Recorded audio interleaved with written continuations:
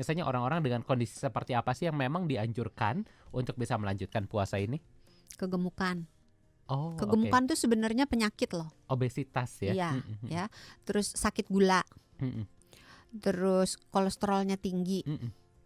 terus perutnya buncit. Mm-mm. Karena tidak selalu yang perutnya buncit itu pasti gemuk. Oh, bisa juga orangnya kurus tapi buncit Iya, gitu ya. jadi terus orang-orang yang punya penyakit-penyakit yang berkaitan dengan metabolisme, Mm-mm. ya. Terus orang-orang yang hipertensi Mm-mm. itu sebaiknya mengontrol makan dengan baik. Oke, ini Tapi ada tapinya ya. ada tapinya. Jangan lupa diimbangi Mm-mm. dengan makan makanan yang bergizi Mm-mm. ketika di jam boleh makan.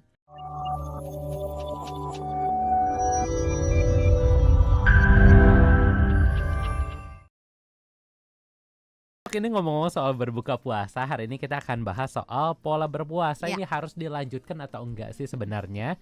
Karena banyak orang sekarang ya udah mulai sadar pentingnya berpuasa. Ya. Mulai dari intermittent fasting. Sebenarnya mulai mungkin dari- alasannya nggak cuma karena penting sih, Mm-mm. karena keadaan perekonomian membuat. Banyak Tapi orang bener bilang loh. tahun 2025 lagi gelap ya. Tapi bener loh, Mm-mm. berpuasa itu ngirit. Iya bener dong, pasti ya. Iya. Kan porsi makan jadi tambah Berkurang. dikit gitu ya. Biasanya 3 kali jadi cuma sekali atau 2 kali. Tapi tidak berlaku di bulan puasa. Karena bukber aja udah berapa tuh jatahnya. Betul ya, belum lagi takjilnya, Iya. bukaannya, dan juga makanan-makanan lainnya.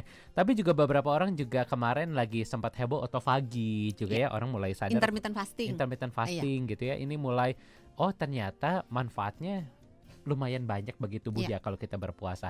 Nah sebenarnya kalau misalnya kita mau lanjutkan nih pola berpuasa ini, baiknya buat tubuh pertama apa sih dok? Sebetulnya tergantung dengan jadwal Mm-mm. kehidupan kita. Kehidupan. Pola hidup ya. Tergantung dengan kebutuhan Mm-mm. kita, termasuk kantong, termasuk penyakit-penyakit apa yang kita miliki gitu. Itu pertimbangannya banyak. Jadi boleh diteruskan, boleh juga tidak. Oke. Gitu.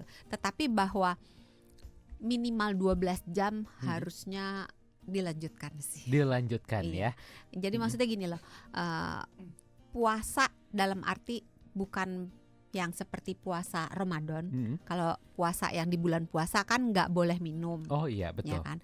Tapi kalau cuman sekedar tidak jajan, tidak makan apapun yang berkalori, tidak minum apapun yang berkalori, sebaiknya dilanjutkan minimal 12 jam sih. Karena gampang kan kalau 12 jam kan. Betul, apalagi minumnya boleh ya. Iya, air putih boleh, mau kopi pahit boleh, teh pahit boleh, mau infused water sepanjang buahnya nggak terlalu manis boleh gitu. Jadi sebaiknya sih dilanjutkan dan nggak susah-susah banget. Karena Betul, misalnya betul, kita betul. dinner makan malam jam 7 ya. Iya. Sarapannya jam 7. Itu sudah 12 jam.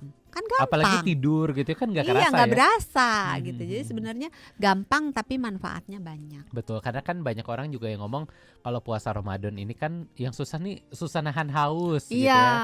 Betul, Dan nah makanya susah nahan amarah. saya langsung dilihatin sama yang di depan dok. Ini pengalaman pribadi soalnya. Susah nahan Susah ya? amarah, iya. Iya, nah dokter Santi ini memang kalau misalnya minum udah boleh, jadi hanya makanan saja yang dipuasakan ini cenderung lebih mudah untuk bisa dilakukan ya. Tapi tentunya juga pastinya ada beberapa kondisi fisik orang, terutama dengan penyakit-penyakit tertentu yang lebih bagus kalau berpuasa. Ada kan? Ada. Ini contohnya misalnya orang-orang dengan kondisi seperti apa sih yang memang dianjurkan untuk bisa melanjutkan puasa ini? Kegemukan. Oh, Kegemukan tuh sebenarnya penyakit loh. obesitas ya. Iya, ya. Terus sakit gula. Terus kolesterolnya tinggi. Terus perutnya buncit. Karena tidak selalu yang perutnya buncit itu pasti gemuk. Oh, bisa juga orangnya kurus tapi buncit gitu ya. Jadi terus orang-orang yang punya penyakit-penyakit yang berkaitan dengan metabolisme, ya. Terus orang-orang yang hipertensi itu sebaiknya mengontrol makan dengan baik. Oke, ini Tapi ada tapinya ya. ada tapinya. Jangan lupa diimbangi dengan makan makanan yang bergizi ketika di jam boleh makan. Karena kan ada jendela puasa, ada jendela makan. Kadang-kadang orang yang menerapkan berpuasa cenderung makannya sama aja. Oke, hanya jamnya aja berpindah. Jadi maksudnya gini loh, kalau puasanya itu melewatkan 1 kali makan, misalnya ngelewatin makan malam atau ngelewatin makan pagi, berarti kan jumlah waktu makannya cuma 2 kali. Betul. Tapi ada juga pola berpuasa yang makannya cuma sehari sekali. Ada. Ya, namanya one One meal meals a day, OMAD.